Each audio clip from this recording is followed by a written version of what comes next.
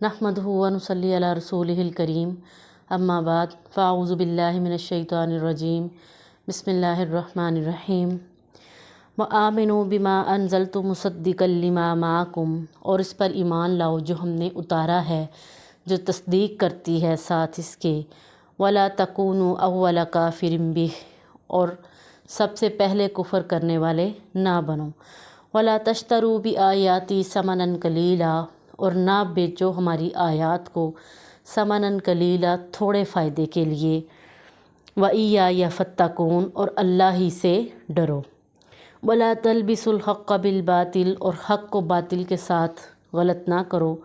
व तक्तुमुल हक़्क़, और ना छुपाओ हक़ को। व अंतुम तालमून, हालांकि तुम जानते हो।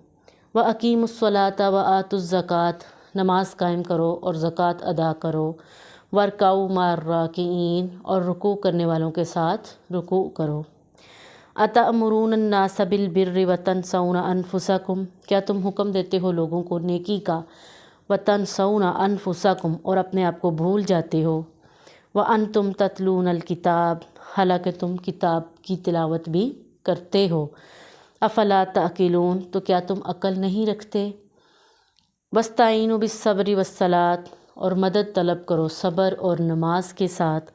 व इन्नहा लकबीरतुन, बेशक ये बहुत बड़ी चीज़ है। इल्ला, मगर उनके लिए, अलल खाशियीन, जो आजिज़ी इख्तियार करने वाले हैं।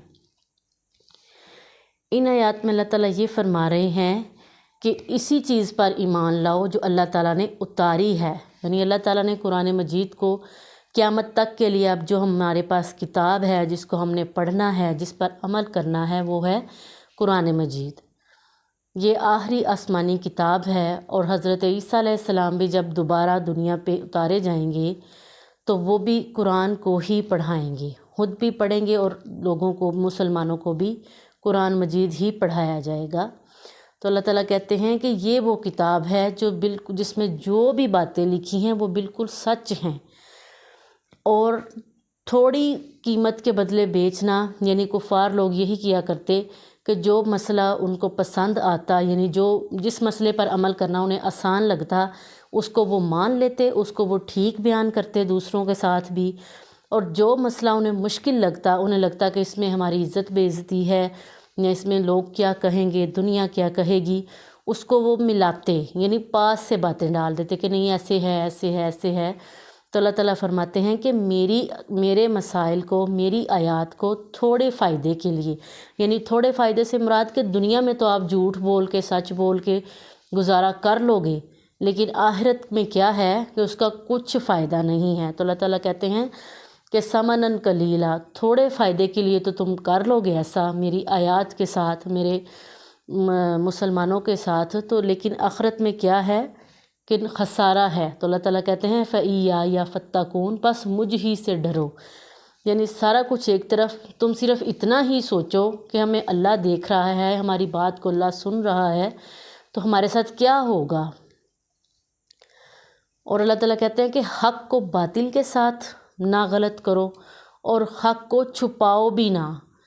यानी यहाँ भी वही बात कि जो बातें उन्हें पसंद आती उनको वो ज़ाहिर करते, उन पर वो ज़ाहिराना अमल करते, लोगों को भी दिखाते। और जो उन्हें पसंद ना आती वहाँ वो क्या करते, तक्तुमुल हक़्क़ा, हक़ को छुपा जाते, यानी सच बात को छुपा देते, और जो बात उन्हें पसंद होती उसको वो ज़ाहिर कर दिया करते। तो अल्लाह ताला कहते हैं कि तुम जानते हो कि तुम अगर छुपाते भी हो तो मैं ऐसा हूँ कि मैं उस चीज़ को जानता हूँ। फिर अल्लाह ताला ने फरमाया कि वह अकीमुस्सलात, नमाज को कायम करो, ज़कात अदा करो, सदक़ात दो, अपने माल से, अपने ज़ेवर से सदका करो, गरीबों की मदद करो। वो लोग जो इतनी इस्तात नहीं रखते, या वो लोग जो कमाने के बावजूद जिनके मसाइल हल ना हो, उन पर ख़र्च करना, उनकी मदद करना माली लिहाज से या किसी भी लिहाज से, तो वो क्या है, वो हमारे लिए सदका है, जायज़ है। ज़कात अदा करना, अगर हमारे पास ज़ेवर है, सोना है, तो हमें, चांदी है, तो हमें ज़कात अदा करनी चाहिए। तो अल्लाह ताला फरमाते हैं कि नमाज़ पढ़ो, ज़कात अदा करो, और रुकू करने वालों के साथ रुकू करो। یعنی عبادت کرنے والوں کے ساتھ عبادت کرو، یعنی اللہ تعالیٰ کہتے ہیں کہ ان کی مجالس میں جا کر ان کی باتیں سننا اور پھر ان پر عمل کرنا یا باہر آ کر ان کو غلط ملت پھیلانا، اس کام کو اگر تم کر سکتے ہو تو یا کیا تم یہ نہیں کر سکتے کہ نماز قائم کرو، زکوٰۃ دو اور رکوع کرنے والوں کے ساتھ رکوع کرو، اللہ کے سامنے جھک جاؤ۔ تو اللہ تعالیٰ کہتے ہیں کہ اتأمرون الناس، لوگوں کو تم نیکی کا حکم دیتے ہو، وتنسون انفسکم، اور خود کو بھول جاتے ہو، یعنی وہ لوگوں کو تو بہت بتاتے کہ صدقہ کرو، خیرات کرو، مال دو اللہ کے راستے میں، نیکیاں، چھوٹی چھوٹی نیکیاں یعنی جو انہیں خود آسان لگتی ہیں ان کے تو وہ بہت مشہوری کرتے، لیکن اللہ تعالیٰ کہتے ہیں کہ وتنسون انفسکم، اپنے آپ کو تم کیوں بھول جاتے ہو؟ یعنی لوگوں کے لیے نصیحتیں کرنا اور خود اس پر عمل نہ کرنا، خود کو ان سے بالا تر رکھنا، یہ بھی بات کیا ہے؟ باعث جہنم ہے۔ یعنی ہر وہ کام، ہر وہ بات جو ہم دوسروں کو تو کہیں کہ اپنے فائدہ، ان کا فائدہ ہو جائے، ہم دنیا میں اچھے بن جائیں، لیکن خود ہم اس بات پر عمل نہ کریں تو وہ کیا ہے؟ وہ بھی اللہ تعالیٰ کہتے ہیں کہ جہنم میں جانے کا ذریعہ بنتا ہے۔ تو اللہ تعالیٰ کہتے ہیں کہ وَأَنْتُمْ تَتْلُونَ الْكِتَابَ، تم کتاب کی تلاوت بھی کرتے ہو۔ یعنی اکثر مسلمان ایسے بھی ہیں ہم میں کہ ہم لوگ دوسروں کو تو مسائل بتاتے ہیں لیکن خود ان پر عمل نہیں کرتے، حالانکہ ہم نماز بھی پڑھتے ہیں، قرآن بھی پڑھتے ہیں۔ تو اللہ تعالیٰ کہتے ہیں کہ اگر تم خود بھی نماز پڑھو، تلاوت کرو، تم جانتے بھی ہو اس چیز کو، لیکن خود اس نیکی پر عمل نہ کرو تو وہ کیا فائدہ ہے؟ اس کا ہمیں دنیا میں تو فائدہ ہو جاتا ہے کہ لوگ ہماری تعریف کر دیتے ہیں کہ انہوں نے بڑا اچھا مسئلہ بتایا یا بڑی اچھی بات کہی ہے یا وہ اچھی باتیں کرتے ہیں۔ تو اللہ تعالیٰ کہتے ہیں کہ تم کہاں ہو؟ تنسون انفسکم، خود کو کیوں بھول جاتے ہو؟